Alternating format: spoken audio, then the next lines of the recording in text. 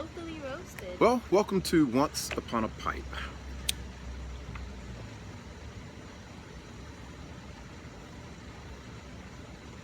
Some very light housekeeping here. I do have with me in the pipe the Captain Black, just the pouch, and it's really nothing special. It's just something I'm carrying around. It's the original, so but it gets the job done. It's kind of nice on an outdoor day like today, so we'll char this up. And joining me, I have some very, very special guests in from really Canada and France. This is Alisa and Rose.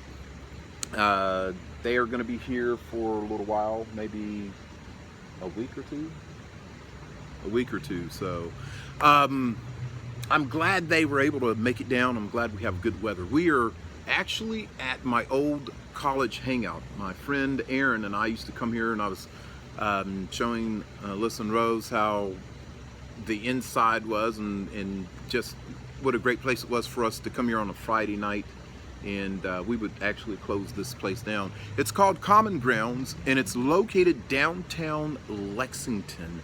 So if you get a chance to come down here, you can see, there you go, hold it up there, Common Grounds, Lexington, Kentucky, and it's by UK's campus, and it's right off of East High Street.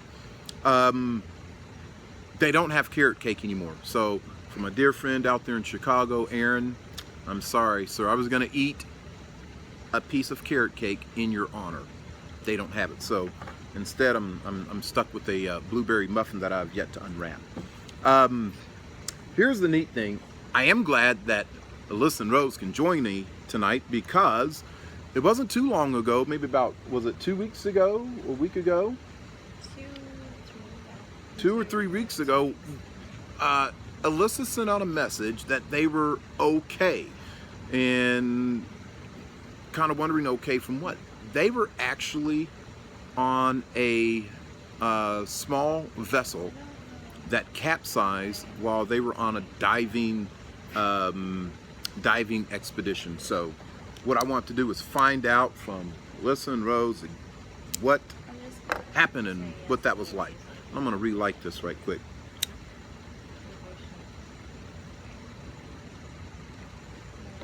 The other part of the housekeeping is tonight I do have in here some mocha. It's what I got when I was in college. When Aaron and I would come here, I always got mocha. And pretty much so any coffee place I go, always get mocha. So my favorite coffee drink is indeed mocha. Okay, so this incident that happened where your vessel capsized,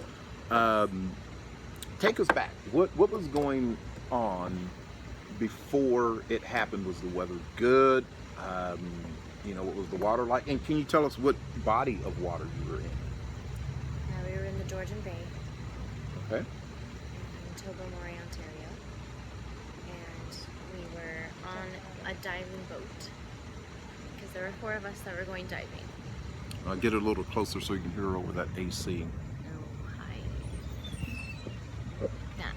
So there were 4 of us that were going diving, and so we chartered a dive boat to take us out. And we were diving one of the wrecks. And we had done one dive that morning, and we were heading to our second destination for our second dive, which is in the Grotto there at Tobermory. Mm-hmm. And we didn't begin our second dive when stuff started happening. But yeah, if you know anything about the Georgian Bay, it was really, really cold water. It was like 50 degrees Fahrenheit at the surface, and colder as you go down, obviously. So us divers had on, 2 of us had wetsuits, 2 of us had dry suits, so we were prepared that way. But 2 people on the boat just were wearing regular clothes, shorts and a t-shirt, which were my sister Amber. And Were they diving in that? No, surely No, not. no. Okay. They weren't No. intending to dive at all, the captain and Amber. How many people were in your party? So 6 altogether. 6 altogether. And 5 okay. of us plus the captain. Okay. Yeah. I'm trying to picture what size boat, you know. Yeah, it's pretty. It was pretty small. It was 21 feet. Okay, 21 foot. Okay. Yeah. Dive boat with an open back for easy access to the water. Mm-hmm. Mm-hmm. The divers and the equipment. The weather was fine when we set out in the morning. We actually left the dock around 10, a little bit before 10. And like the waters had a little bit of disruption, but it was nothing to be like very concerned about for our first dive. But what we didn't know was that they had actually given a warning out on the marine radios that the weather was expected to turn very poorly and to get off the water. And so there weren't actually any other boats still out when we decided to do. Do you know how dive. far out you were in the water? Like, you know, were you a few thousand yards? Were you a couple miles?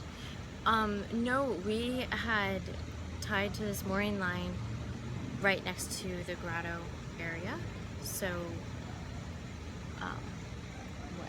what would you estimate is here and that tree, the green tree over there, Oh, the evergreen one. yeah, That's a bit at farther least that's a than solid, that, you know, 50 yards, and you were at least maybe a couple hundred feet. Felt longer than that when you're swimming, eh? From Yeah. where we went onto shore. And how deep are we talking? Not super deep. Where we were, it was like 30 feet max. Okay. Yeah, where it actually the event occurred. Mm. So, at what point, Rose, did you feel that you were in trouble or that something was happening? So actually at some point our boat had gotten turned towards the shore, and we were close enough to the shore that the waves that were coming, like that were going in, were coming like back out pretty strongly. Mm. And like as kind of the same moment our boat turned towards shore, the waves started coming back quite quickly, and we saw water start to come in the boat, and started coming in about this much, and then it got to this much, and when I saw like pretty much the entire sitting area of the boat, like not the cabin but the rest of the area, be about that full of water, I was like, that's not normal for most boats. And that's when I started saying, like, we need, like, this is getting serious. And they were Captain had said, like, we should start to tie it off, and then he wanted to run I can never remember what that's called. What's that? The pump? There's this particular word for it. Yeah, he had a bilge pump probably. Bilge, the bilge pump. But by the time we got that started, the water was already, like, that high, and I started yelling for everybody to get off the boat. Because it was just, I could tell it was like 2 more waves and it was done. Mm. yeah, it was just, and it all happened within a matter of, Like maybe 15 seconds from the moment that we realized, you know, okay, we need to really That's take really action on fast. this. it was Then it was super like Fast.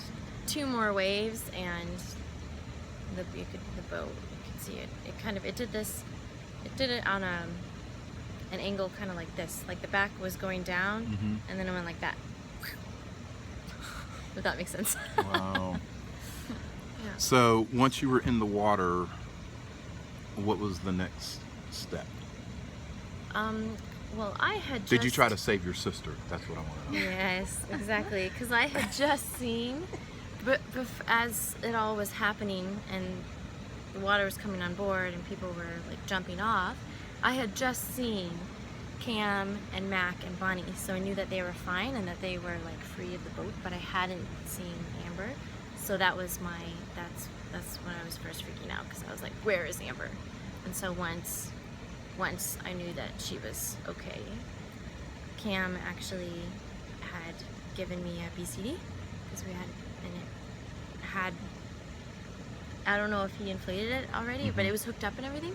So he gave me the BCD, and then Amber, I made sure that I was with Amber, and because I still had my wetsuit on, so I was like plenty buoyant with that, but Amber didn't have like any protection from the cold or. Yeah, so you were in the water, in the cold, with just your shorts. Right. Yeah. Wow. T-shirt. And then you guys had to, I guess, so the boat is completely gone at this point, along with all of your, whatever was on there that wasn't, Yeah.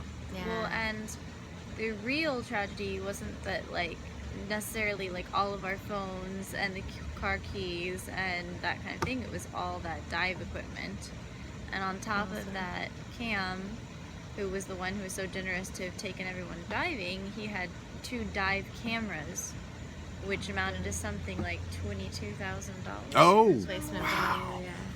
Which we didn't even Not like counting know his about until the next regulators. day. Like, he didn't even say anything. He was Yeah. just so busy, like, trying to make sure everybody was okay, and so was Mac. They both were the real heroes. For Wow. sure. Cam and Mac. Man, I definitely sympathize for him losing that camera. They were able to equipment. recuperate it Yeah.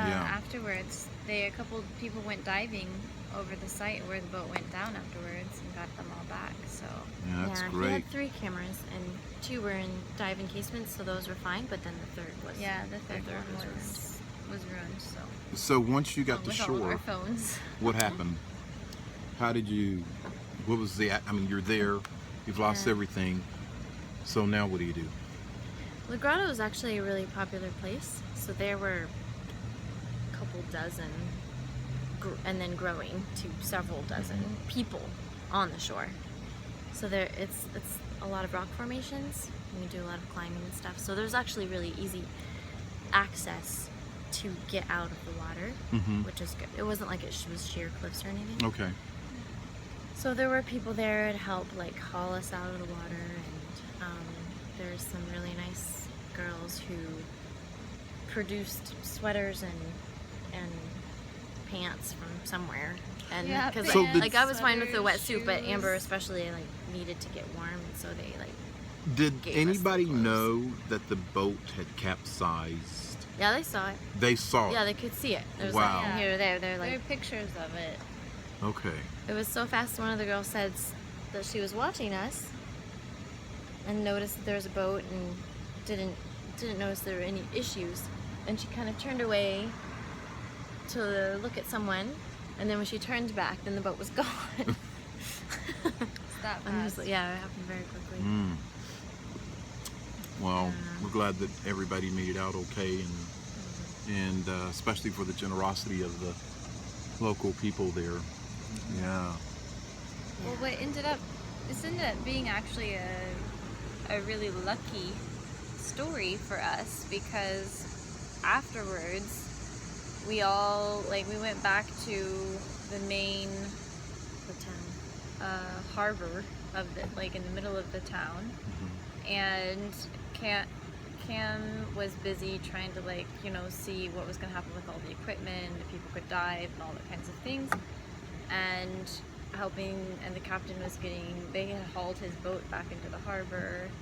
The lifeguard, Coast Guard they were a lot of help to us, and we ended up going to this restaurant called Craigie's, and in that restaurant, one of the waitresses, her name was Colleen, I saw walk in, and she actually works with the forest. She works for Parks Canada. Parks Canada. And right. she'd heard that on the radio call that, like, there was a boat going down.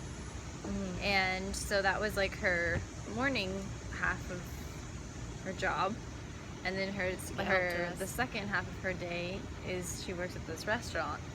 So she'd known that there was a boat that had gone down, and when we walked in saying, we don't have any money, we're just trying to get out of the rain, because it was pouring down rain the whole time.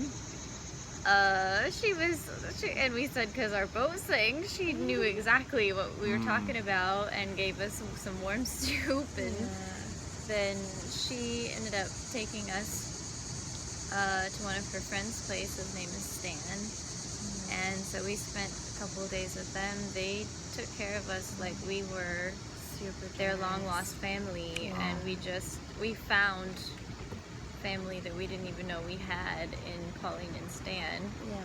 So it ended up being more of a lucky experience than anything, because we gained these new people in our lives who ended up being so precious and just exactly what we needed. Wow. Safe, warm place to stay. Good Well, people. there you have it, a tragedy that actually turned out into to be something good, something where you would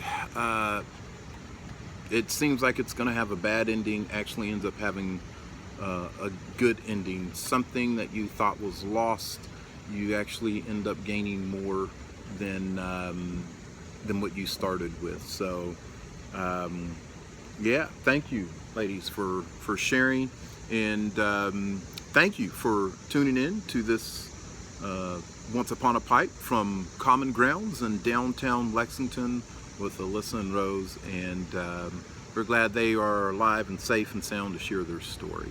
God bless you. Hope you have a fantastic day or week, and we'll catch you again on Once Upon a Pipe.